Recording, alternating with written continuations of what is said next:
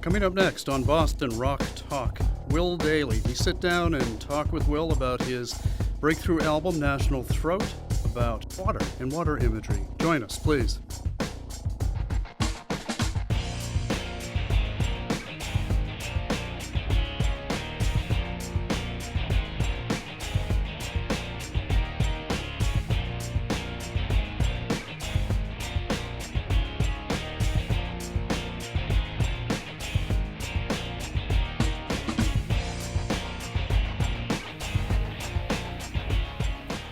Hello, welcome to Boston Rock Talk, music interview show that we film here in the Boston area. My name is Jim Sullivan, I'm your host, and our guest today is Will Dailey, who happens to be a Boston area musician as well.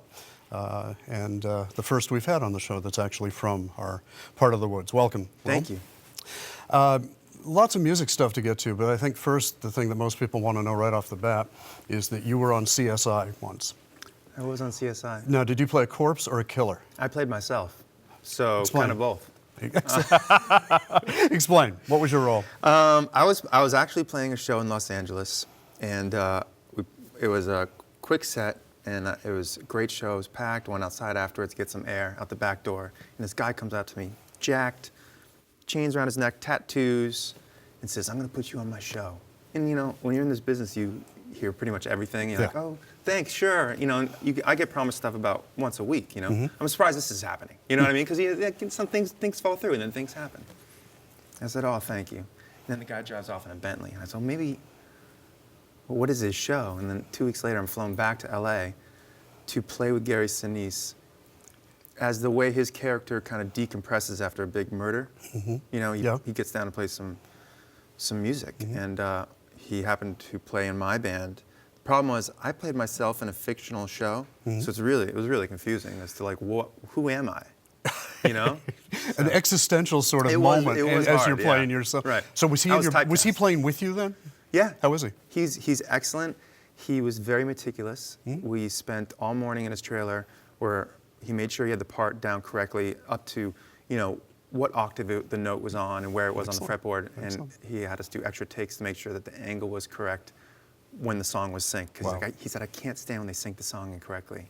So, and he has a band, a 12-piece band called the Lieutenant Dans, and they do USO tours and stuff. That's cool. Yeah, That's good. Super nice. Oh, let's talk about your music, though. All shall right, we? fine. Let's do that. You've got a record out.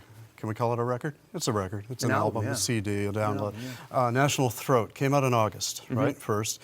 And now we have a deluxe edition, I believe, that's available. What is the deluxe edition?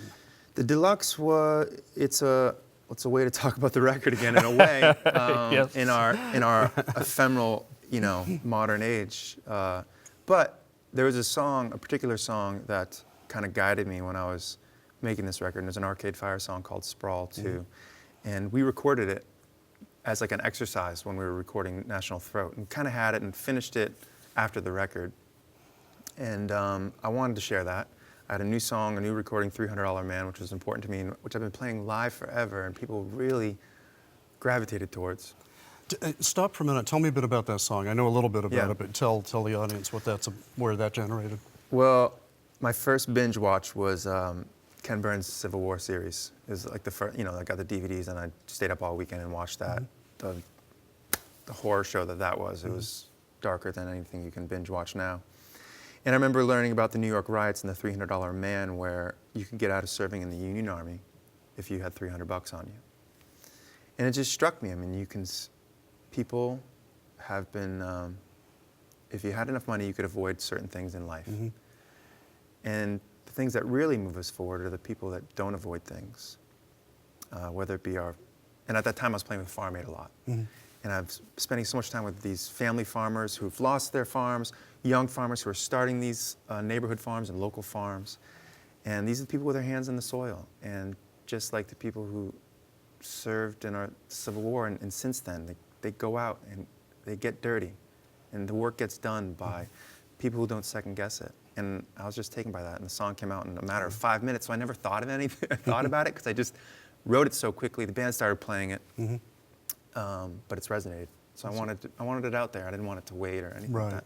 So that's part, and then there are a few other songs too. I don't. There's yeah. there's some live stuff we did. There's the demo of Higher Education, which I always love when the artists that I love and I get to hear like, oh, the song just came out like that, and the recording is it's dressed up nicer for the party, but he sat down with the banjo and played that song. That's the demo that he gave to the band. I remember when I was a kid, I got a Pete Townsend demo bootleg thing, and listening to it, just hearing the basic, the rudimentary chords of what became "Won't Get Fooled Again" or something like that. I love his demo. His demo is it's so groovy. The halftime feel of it. Yeah, Love right, it. right. And that's the stuff I love. And we actually covered that version of it on the road. Oh, for did a you while. really? Yeah. No kidding. Wow. Wow. And so yeah, I get so jazzed by that stuff. So I wanted to share that kind of stuff. And then I remember when we were cutting the vinyl for this record, Sunken Ship we did live in the studio. And after the last chorus, we just kind of meandered for like another 2 minutes. And then when I was cutting my lead vocal, Dave, my drummer and my co-producer on the record, said, "Do the Predator." And one of my tricks one of my parlor tricks is I can do the Predator noise. So I literally, like on mic, here in my headphones, do the Predator. So I just cut the Predator noise, and so you can hear that. So that's very important. Can you do the Predator noise for us now? Yeah, I have to concentrate. Okay. Okay. Should I get my lapel mic up? Oh, I don't know.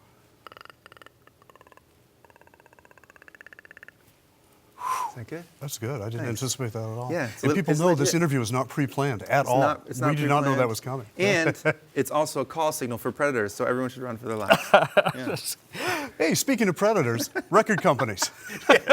Thank you for the transition. It was there anyway. That one was on the list. Unusual way that National Throat came about, because you were going to be a major label artist at one point, and then you decided that wasn't for you. Right. Yeah. Explain that a little bit. How did one thing lead to another? Well, everything in my career had been really organic. I made a record on 16-track analog, no computers, no automation on the mix for anyone who knows what that is. And I put that out and I go, if I'm going to be another dude with a guitar out there, if this can't get across, this kind of bare bones recording get across, I'm not going to, I guess I'm done. But that led to the next thing, which was an indie deal. And then the indie deal led to a deal with CBS Records, which was really a small indie company with a giant name. Someone figured out no one was using the name. Is basically what happened. I had a great experience there, and I turned in a record, kind of an experimental record for me, to CBS, and they said, we don't have the means to put this out, but I think I know someone who might want it. I go, sure. It was just like the conversation in the alley for the CSI gig. I said, oh yeah, give it to whoever you want. Get a call. You're going to New York, you're going to play for Universal. I said, all right, I'm not even trying. And I walk into Universal, and my face is plastered on the wall right next to Mick Jagger's plaster on the wall. I'm like, oh, this is so, I'm just working. I'm just being me and doing it. It's happening. And I get there, and then everyone's so nice, and everyone's so jazzed. They take the record from CBS. They're going to put it out. We're doing this promo, and then these red flags just start popping up. I'm like, something's not right. And then your greatest champion's fired. Your other greatest champion's transferred to another company.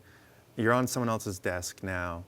And all these little errors that, for me, I thought, I'm going to be spinning my wheels here for another 4 years.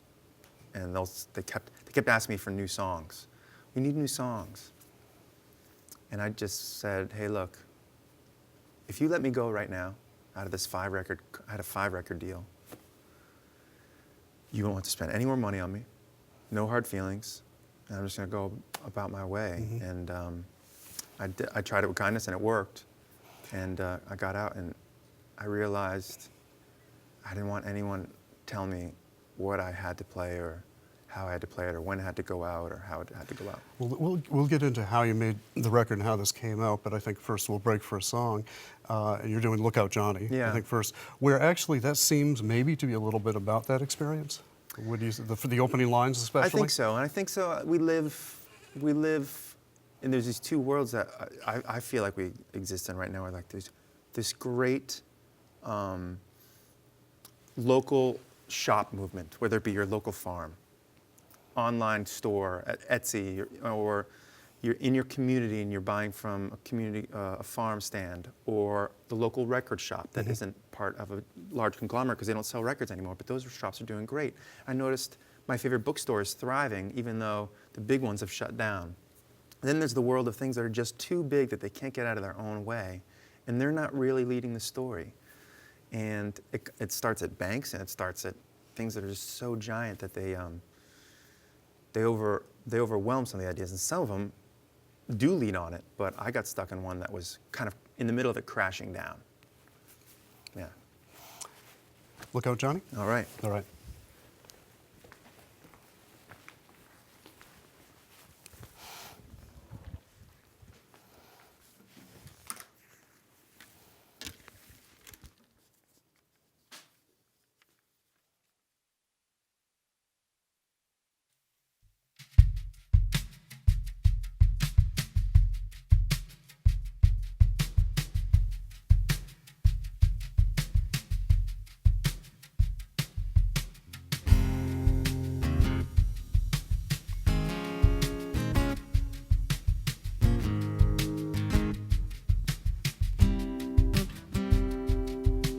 I don't know why I let what fooled me once fool me twice.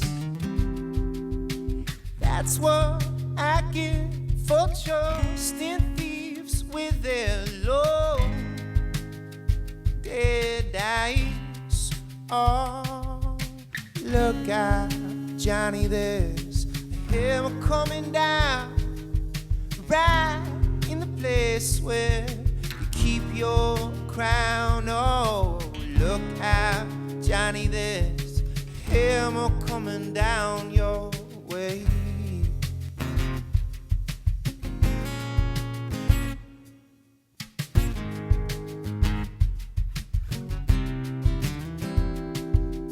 Finally, I got no heavy when your high horse says right by. I have seen what it's done to you and your dirty kind. Oh, look out, Johnny, there's him coming down right in the place where you keep your crown. Oh, look out, Johnny, there's a hammer coming down your way.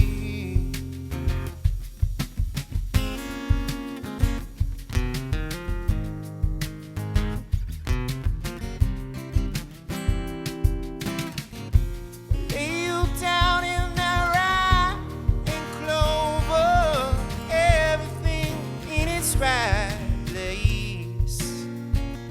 Oh no,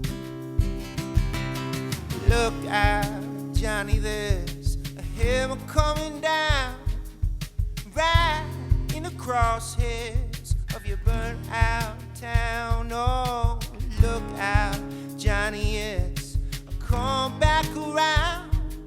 The same state of affairs with your same big crowd. Oh, we'll tear down the walls, a change of the guard, time at the bottom to learn who you are. Oh, look out, Johnny, there's a hammer coming down your way.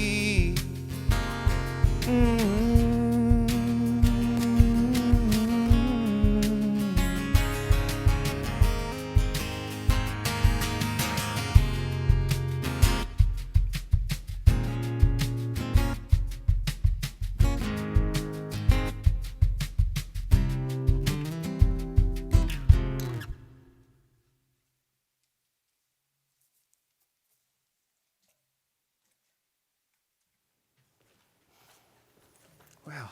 Very good. I gotta ask, when I hear the words "Look Out, Johnny," I think of the Neil Young song "Powderfinger." The way Oh, that yeah. starts. Was that in your head at all? I think Neil Young's always in my head. Yeah. But I mean, that's a when problem. you wrote the song, No, it wasn't. just Yeah. a happy coincidence. Happy. Well, yeah. It's always gonna be a happy coincidence with Neil. That's all right. Definitely. When we left you before the song, talking about leaving the major label world before you really entered it fully, Right. which means you've got no money, no Right. backing, a lot of songs. I lost some people that I worked with too because they didn't want to work with someone who was leaving. You know, just got there and Sure. decided that. So what did you do? Well, I actually freaked out one night and wrote a mission statement, kind of like Jerry Maguire, you know, and posted that online, and it blew up. And then I'm going to email this to all my fans, and that blew up. And then I just started the next day, started a crowdfunding thing. What was the mission statement to boil down to its Well, essence? you know, I said what happened. I said that I asked to leave my label pretty much, you know, before I would get paid and do all these things that you'd hope to do, and that music's more of a way, not a destination, and that I'm always on that journey. It's not about making it; it's about doing it. Mm-hmm. And no matter what, we have these singing shows, and every relative we have that puts out a piece of art, we say, "We hope this really breaks you," instead of saying, you made this. It's in the doing of it that matters. And it kind of boiled down to that, and that I'm going to be doing this no matter what. And I had a lot of songs built up. Dave and I had been playing under a different name while we were touring and stuff at the Plough and Stars in Cambridge. What name? Iron Harvest. Yeah, where did that come from? Well, that comes Sounds from... like a metal band, I obviously. know, and so I thought, well, none of my fans or friends or family will know that I'm playing. And, but it's when you find all the leftover artillery and hardware from like a battlefield, and you gather it up, and I don't know, it seems somewhat appropriate. And we were what I wanted to do was try all these new ideas and these new songs out in front of people who had no allegiance to me. And we're out drinking on a Monday night. And if you could turn ahead to someone who's out drinking at 11 o'clock on a Monday night, you might be onto something. You know Did you turn ahead? We did. You did? Yeah, we actually, people started booking Iron Harvest in other places, and I had to be like, okay, this is me. but Did you perform in disguise? no, we didn't. No, we okay. didn't. No, you didn't go that far. And then some friends started coming out and stuff on Monday nights, but it was a good way to kind of, and I'm gonna do that next time. It's a perfect way to try your art out, because it's for people. Mm-hmm. And I love fans, and I love the people who support me, but it's great to test it out with strangers and see if you can pull them away from their worries or their excitement for something else for a moment, and connect with a piece of music. So in order to get this rolling, you went through the pledge funding. Pledge music, yeah. Okay. Did you have any fears about doing that? Like Oh, I maybe thought, there's no one out here? My mom was going to do it, and then she'd be like, I'm sorry, I don't know why. I tried to get Uncle Jim to do it, he wouldn't do it. You know, and all these people would, and all these things, it would be horrible. And and I still do that. Every show, I feel like there's going to be 5 people there, and from day to day, you know. I'm like, today, the cameramen aren't going to show up, and it's going to be me and Jim. We'll have to write down the whole interview. And I think that happens to everybody. I think the more we talk about it, the less it plagues us. So yeah, but the pledge music thing, it took off. It took off, and I think people rallied. I don't know why people rallied actually, but they did, and we exceeded our expectations, and we exceeded pledge music's expectations. And I'm not sure how much this matters nationally, but I'll ask anyway. You won a couple of Boston Music Awards on this basis of this album. How does that matter? I mean, it's a pat on the back from the local community, certainly. Yeah. Does it mean anything beyond that? I think things like awards or mentions or year-end lists, those things matter because it says there's something in markets like Boston that isn't, or Chicago, Seattle, where we're not Austin, Nashville, LA, or New York. We need something, aspirational content. To say, like, if you work hard, there's no way to give someone an award for being the best anything. Look back at past Oscar nominees, be like, that was the best movie? It more has to do with what helped the business that much this year, you know? And I think this year, all right, we got on Billboard, we got a ton of great reviews. I toured this country and I toured Europe, and I live in Boston. And if we can't be artists here and have a career, the whole country's in trouble. If every artist has to move to one of 3 cities. Did you contemplate moving at any point? I have. I lived in Los Angeles for a good 10 months spin, and then I made my first indie record, and I probably moved back. You know, this is the nutrients in the soil here are the nutrients I need. It's just like, I was going to say, too much sunshine, yeah, and not enough weather change. yeah. I was made for 4 seasons, and California's got 1. You know? You're going to play a couple of songs here. What have we got coming up? We have got Castle of Pretending and Sunken Ship. I'm not sure in which order. And I was making some notes on these the other night, and I was thinking both of the characters, or the people you're singing about, they seem to have kind of false notions of themselves and their success. If that's correct, or just tell me a bit about that. I mean, Well, Castle of Pretending especially is like a meditative piece on that. For me, that moment where you work hard all day and you're in a van or you're on the phone getting things done, you're rehearsing, you're playing a show, you're talking to people afterwards, and then you're in bed at night and you're super exhausted, and that 5 minutes before you fall asleep, you're kind of, your defenses in life falls away or your ego falls away, and you're like, am I making all this up? Am I fooling my, you know, not as so much, I'm not talking, you know, as this reality that doesn't exist. I mean, you know, should I be doing this? Should I be pursuing whatever it is any of us are pursuing in life, you know? And for some of us, maybe not, you know? And for some of us, the pretending is thinking that you can't. right. That's the castle. And figuring out which one it is, or if it's a combination of both, that's the whole journey. And Sunken Ship, where you're singing about a captain of a sunken ship, obviously somebody who is continuing to soldier on, if that's the word, and yet that ship has sunk. Right. So kind of persevering in the... Well, I literally, when I had to part ways with someone that I was working with, and said, I'll help you get out of this deal, but I won't know what to do anymore with you anymore, you know, because you're not in the pursuit of the big deal. And I remember being on the phone. I was on the phone outside with a garden hose, spraying off the front porch. And I said, I feel like everyone's on a ship that is half sunk and they think everything's smooth sailing, and I'm the only one who knows, you know. And then I was like, I gotta have the phone. I was going to say, how long from that thought to I have a song? Yeah, that was pretty much it. And I don't react that fast sometimes, but and I've had conversations with people where they're like, are you the captain?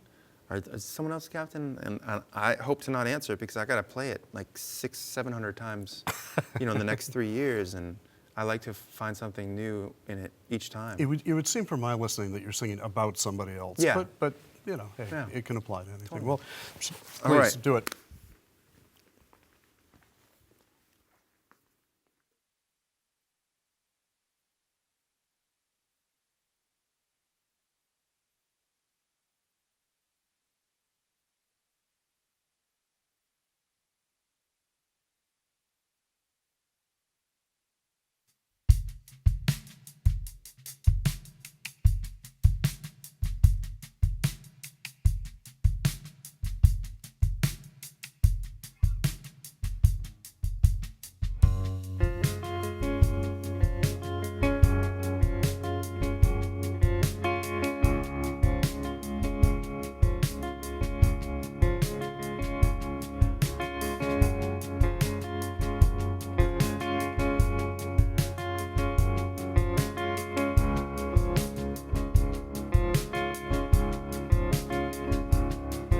Sleep creeps in, wakes back up. Down you spent all day keeping up. Yeah, the walls crack, panic attacks. The breath you hold on night, beat them down. Why you built this up, a real nice stone. No longer have a shine to your crown.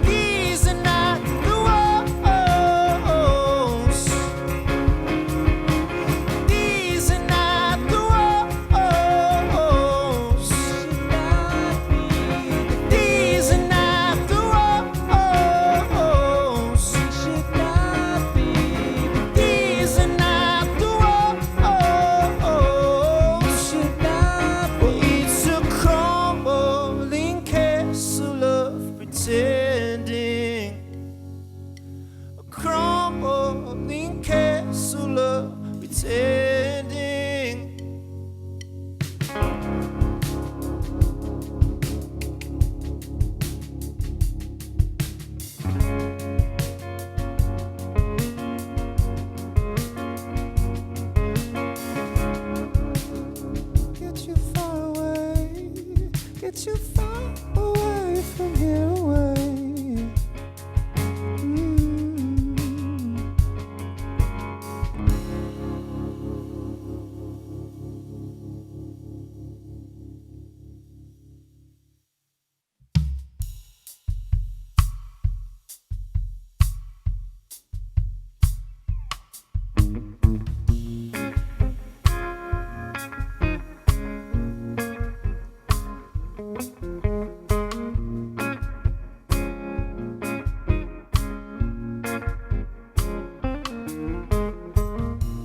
Jumping overboard, cat, swimming back to shore, 'cause now I know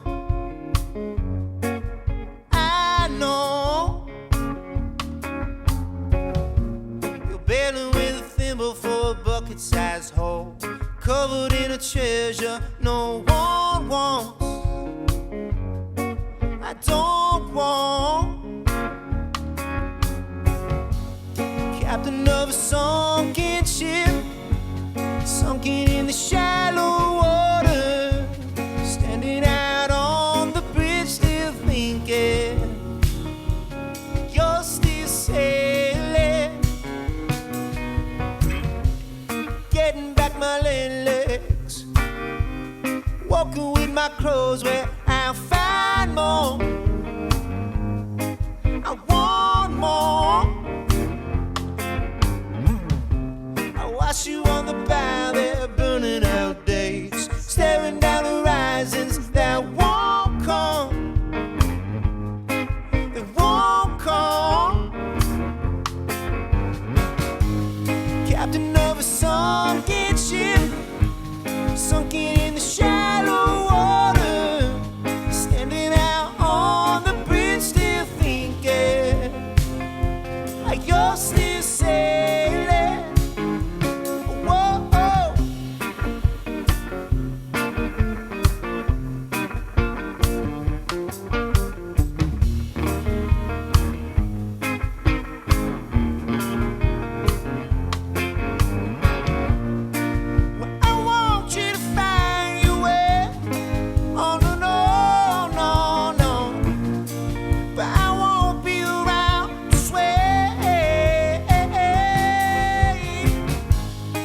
Captain of a sunken ship, sunken in the shallow water, standing out on the bridge, still thinking. Oh, captain of a sunken ship, sunken in the shallow water, standing out on the bridge, still thinking like you're still sailing.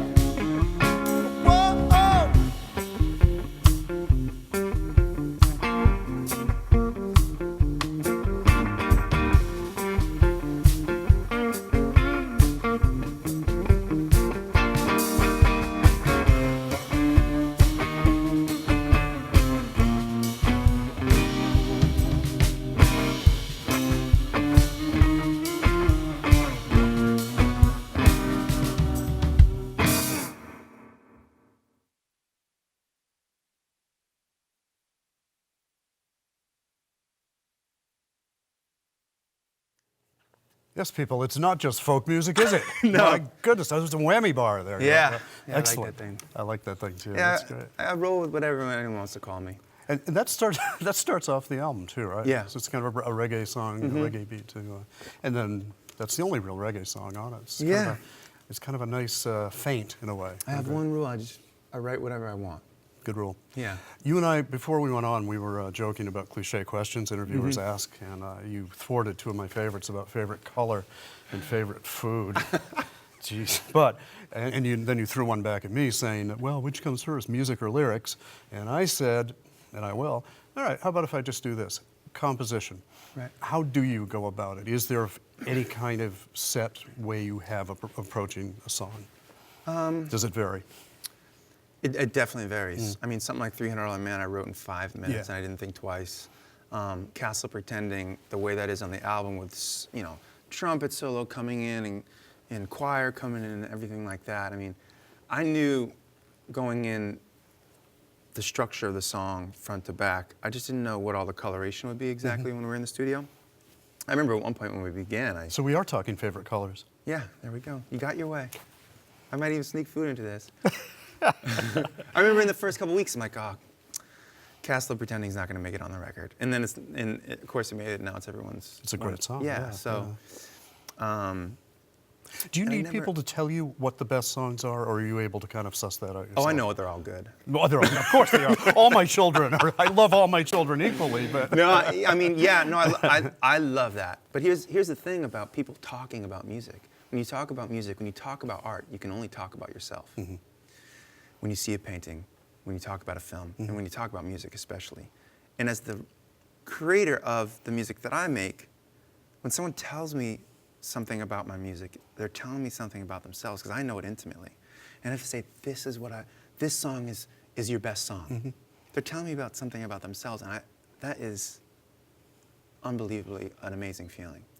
To make that connection and to have it come back to you, the circle come back. Yeah, it's a huge intimate thing, and we don't talk about that. We say, and I think for a while, a long time ago, I'd be like, that's your favorite song, but that's someone else's, that's favorite. And then I realized, wait, somebody likes at least every one of these songs. Right.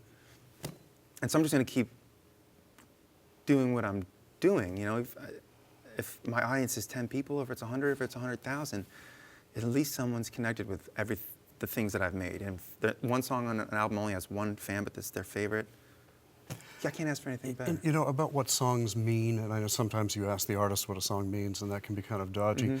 Lester Bangs, the late great rock critic, had a great line about that, and he said, the song means, as a listener, it means whatever it means to you. That's what it means. Exactly. Not necessarily what the artist intended, but what it means to you. And I thought that was sort of a great way of, as a fan. Absolutely. And do you, as a fan, do you feel that way too when you hear something? And I feel that way when I'm playing it night to night. Yeah. You know? Yeah. And some nights I'm on stage, I'm like, this song is totally annoying to me right now. You know? And I can't, like I'm struggling to get through it. And then the song that I thought, someone yells out a song, it happened to me and Dave. We were last week we were in Portland, Maine, and someone yelled at a song that we hadn't played in 5 years. And then 3 songs later, I'm like, I don't even know if I know it. I played it, and it was the most magical thing for the two of us, because we hadn't played it in forever. Yeah. And our bass player figured it out on the fly, and it was great. And I never know what a song's gonna do for me as well, even though I wrote it. How I might think about it differently later. That's good. One thing I wanted to ask you before, we're gonna wrap up fairly soon, but TV placement, and movies, you've placed a fair amount of songs in these mediums. How's that come about?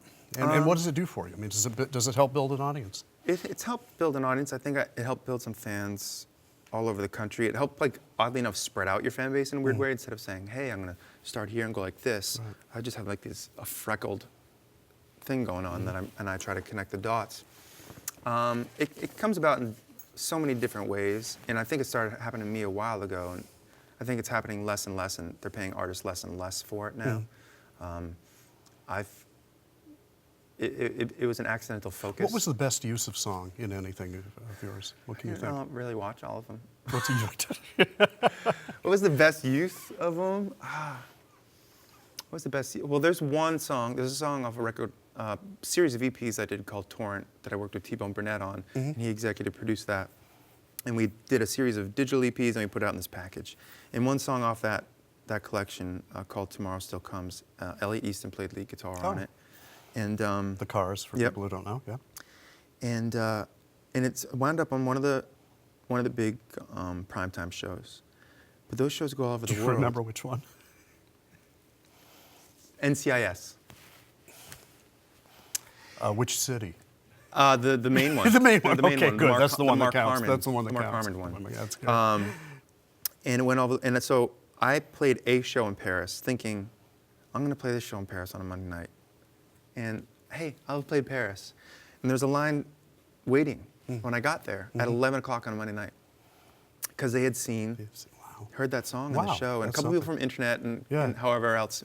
But a group of passionate people, and this one guy said, I'm going to start booking you in Paris, and I'm going to make some in France. And since then, we've been going back there regularly since I met that guy. That's amazing. How one thing like that. One thing, and that's what the beauty of doing it. Like when you get scared as an independent artist, or you get scared as an artist out there, when you put one foot in front of the other and you just do it, and you're going to do it no matter what, amazing things happen. And if I look back on the days when I thought, I need to find something else to do because this is really hard, or this is scary, or this is not a fixed income and I don't know what's going to happen next month.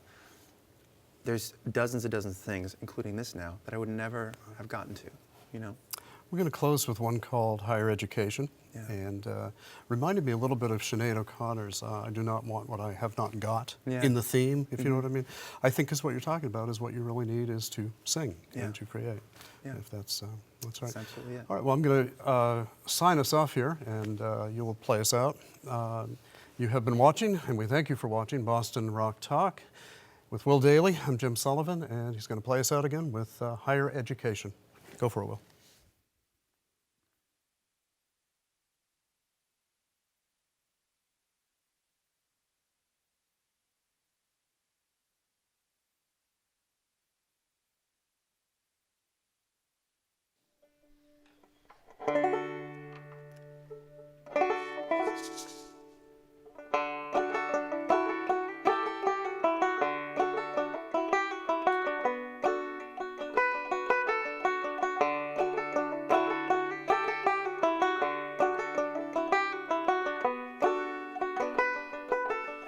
I learned to dance from a girl who could dance far better than I could even breathe.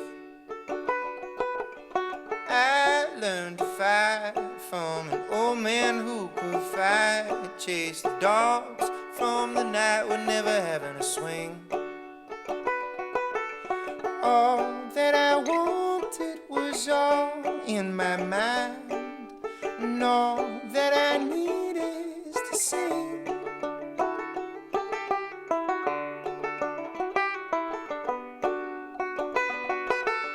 I learned to crash from a friend who could crash, stop the world in its tracks beneath his feet. I learned to be kind by trying hard to find it when fear often comes most easily.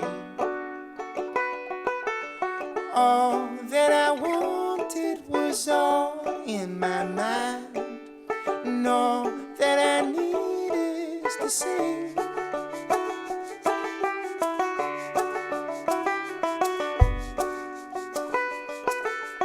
I learned from my past when the flags were all half-mast, all the days when all our dreams were king.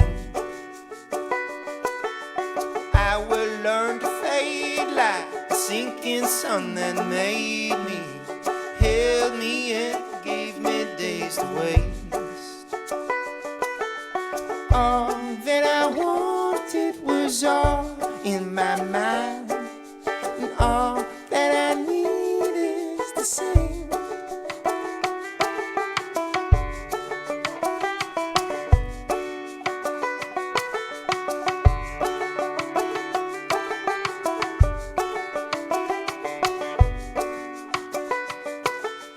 I learned to die from a good woman who died with her head held high in the wind. And when my time arrives and the light's gonna leave my eyes, it's the love that I find that's gonna ease the sting. All that I wanted was all